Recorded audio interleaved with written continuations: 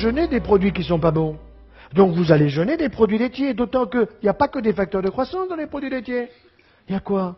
Ah ben ça on va vous le dire. On va vous dire qu'il n'y a que du calcium.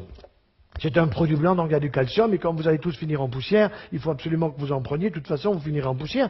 Et les femmes qui consomment le plus de produits laitiers dans le monde sont en Suède, ce sont celles qui ont le plus d'ostéoporose. Pourquoi? Parce que ce que le lobby des produits laitiers ose vous dire en minuscule dans une astérisque en bas de page avec une loupe, il faut le lire, c'est que le calcium animal est absorbé au maximum par votre intestin, par votre tube digestif, à 40%.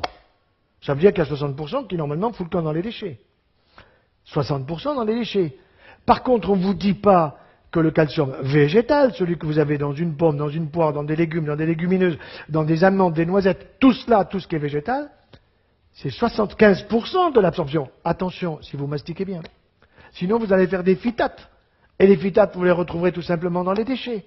Ça veut bien dire que le calcium végétal, c'est celui qui est le plus intéressant pour éviter une ostéoporose que je ne veux pas. Et que pour éviter cette ostéoporose, eh bien, il faut que je prenne plus de calcium végétal que de calcium animal, parce que le calcium animal, j'en absorbe 40%. Et si jamais j'en absorbe davantage, c'est possible. Si j'ai un leaky gut, c'est-à-dire si j'ai une porosité intestinale, la porosité c'est quoi? Vous avez un imperméable qui est poreux, il pleut, vous vous mouillez.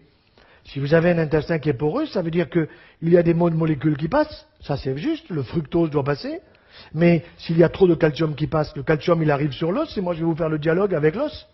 L'os il dit, moi j'en veux pas, j'ai tout ce qu'il me faut, dégage. Et où il va le calcium? Va où tu veux. Il va dans le sein, microcalcification. Il va dans la prostate, microcalcification, risque de cancer. Il va où? Ben, il va dans les articulations. Et vous avez de la coxarthrose et de la gonarthrose. Et mes collègues orthopédistes ils me disent, mais ferme-la.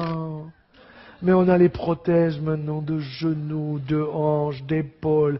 On a mis au point le coude et le poignet, mais on se les fait en or, les bonbons. Je suis pas d'accord. Et je vous raconte une anecdote personnelle. J'ai un de mes pères qui a quasiment 2 ans de plus que moi, qui avait une belle coxarthrose bilatérale et qui souffrait de ses 2 hanches. Alors j'ai pris la radio, je suis allé voir un copain orthopédiste, qu'est-ce que tu en penses? Il me dit, ton frangin, il faut lui changer les 2 hanches. Bon, il a été d'accord, parce qu'il avait mal. Alors on ne change pas les 2 en même temps, parce qu'il y a des risques emboligènes, etc. Donc c'est l'une après l'autre, à 3 ou 4 mois de distance. Alors je vais le voir après la première opération, et alors bon, il était content parce que c'était fait, mais il me dit, tu sais, les chirurgiens, vous êtes emmerdants, parce qu'il y a des tuyaux par-ci, des tuyaux par-là, puis il y a la rééducation, puis je peux pas bosser, et puis de toute façon, dans 3 mois, il y a l'autre côté à faire. Je dis, mais tu veux vraiment te faire opérer de l'autre côté? Il me dit, mais j'ai mal. Mais t'as une solution, me dit-il. Je dis, bien sûr. Mais c'est quoi ta solution? Ah ben, il faut que ta femme écoute la mienne. C'est aussi simple que ça. Il faut que tu arrêtes de bouffer du beurre, des béchamels, t'en manges très très bien chez toi. Mais c'est la cata. Tu manges beaucoup trop de pain. Ah, mais je me régale avec le pain. Ah ben oui, tu te régales, je suis d'accord, tu te régales parce qu'il est fait pour que tu te régales. Mais il t'esquinte la santé.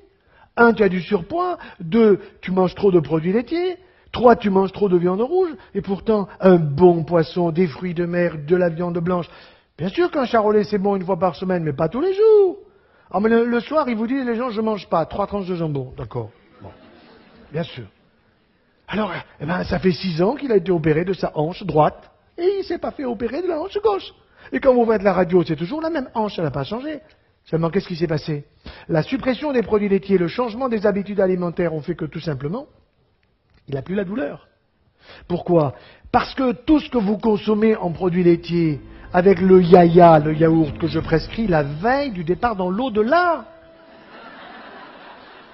Vous connaissez Actimerde? Ça vous dit quelque chose? Bon. Arrosez vos salades d'huile d'olive, mangez mieux et meilleur. Je ne suis pas pour un régime. Parce que quand vous donnez régime à quelqu'un, il vous dit ceinture, il m'a empêché de manger ceci, de manger cela. Non. Miam, miam, miam. Mangez mieux et meilleur. Laissez tomber les produits laitiers de vache. Il faut que la vache soit sacrée, sauf si vous l'avez dans le jardin. Ça, c'est pas impossible. Mais si vous ne l'avez pas dans le jardin, laissez-la au supermarché. Croyez-moi, vous serez observé. Et à ce moment-là, tout le monde comprendra, je parle des publicitaires, que ce qu'il faut, c'est une publicité de qualité et pas une publicité bidon qui consiste à nous utiliser, à nous exploiter, parce que nous sommes beaucoup moins cons qu'ils ne le pensent.